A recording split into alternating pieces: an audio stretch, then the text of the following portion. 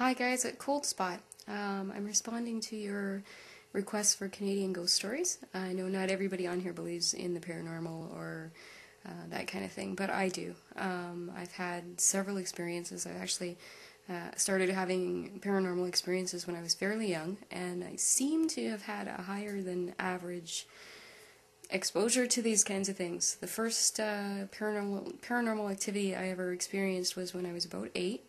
We were living on a road just outside of the town of Barrie, which was more of a town than a city at that point in time, on a road called Ferndale Drive. Now, Ferndale intersected another road called Edgehill, and you could see the intersection from our front window. And I remember being 9 years old and standing at the front window watching this horse that was attached to like a hay wagon, just running, like frothing at the mouth, sweat coming off it, like just obviously terrified, running past that intersection and disappearing.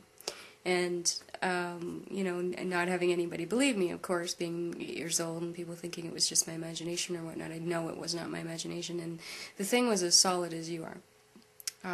So I've never had that experience of anything as far as like an apparition that wasn't solid, but I have had the experience of having full body apparition, that are very, very solid looking. That was my first experience with it. My more recent ones, when I was also happened in Barrie. There used to be a little place, an apartment building on the corner of the 5 Points in Barrie. It was an intersection of 5 major streets in downtown Barrie, in the old section. And on the corner of the 5 Points of this intersection, there used to be a Sam the Wrecker Man's, and above the Sam the Wrecker Man's there used to be a series of apartments. I actually lived in one of these apartments when I was in my early 20s. And I remember one day, I woke up and I was laying in bed. I was wide awake. I was not at all sleepy. I had a good night's sleep. I was not sleepy at all. I woke up and I looked over, and there was a man standing in the doorway. And now this man was as solid as you are, as solid as I am. It was not anything ethereal, and I really did think it was somebody who had wandered into my apartment. And I wasn't at all threatened. That's the strange thing. You'd think if you woke up and there was a strange man in your apartment looking at you sleeping that you would be a little disturbed by this, but for whatever reason I didn't feel at all threatened by him. And I looked at him. He was wearing a black suit.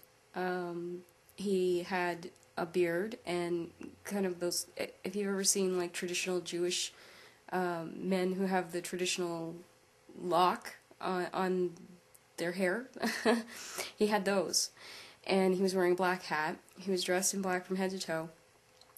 And he was very slight. He would have been probably in his mid to late 30s, I would think.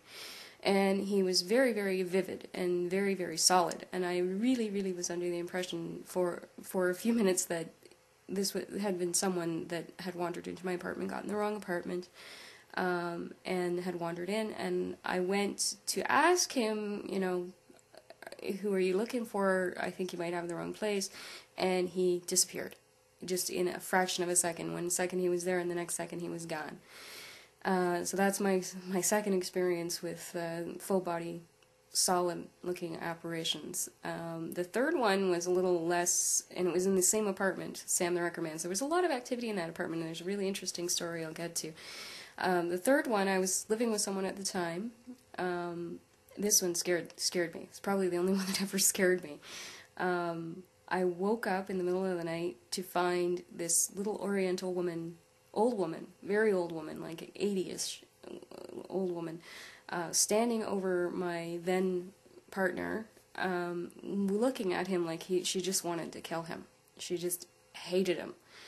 And I screamed, of course, like it scared the living daylights out of me. I screamed and she was gone. And that's the only time I ever saw her, but she did used to like to move things around in the apartment, and she didn't like my cat at all. She used to terrify my cat. The interesting thing about that apartment is that once I realized that there was something there, we started to try and make some contact with it. So we had a Ouija board, which I don't advise doing that, but we did. We were young, we were stupid, and I wouldn't do it now. Not the way we did. So we tried to contact the other side, whatever you want to call it, on the Ouija board, and what came through really hated my then partner, who I'm no longer with, but really, really had a hatred on for them. And other than saying how much they hated them, the only thing he would spell for us was fire. Fire, fire, fire, every time. And we tried this, like, over a course of a couple of months, we tried to contact this spirit or what entity or whatever. And fire was the only thing consistent in every reading from the board. Eventually, we'd had quite enough of things that were happening in the apartment, and it was kind of an older place, so we decided to move, and we moved down the street. Within 6 weeks of moving to a new apartment, Sam the Wrecker Man's burned to the ground. There isn't a cinder left, and right now, on that spot is a vacant lot.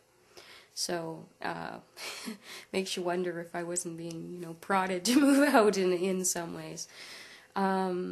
My more recent experiences haven't been anywhere near as dramatic, but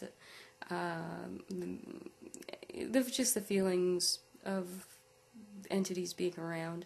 Every now and again you catch something out of the corner of your eye, that kind of thing. Especially in our house now, because it's like an 1870s house. I know there's things here, but I'm not messing with them, and they're not messing with me, so we're kind of happy to leave it that way for now. But that's my ghost stories, anyway. I'm looking forward to hearing what everybody else's experiences have been, just to, so I know I'm not crazy. Thanks a lot.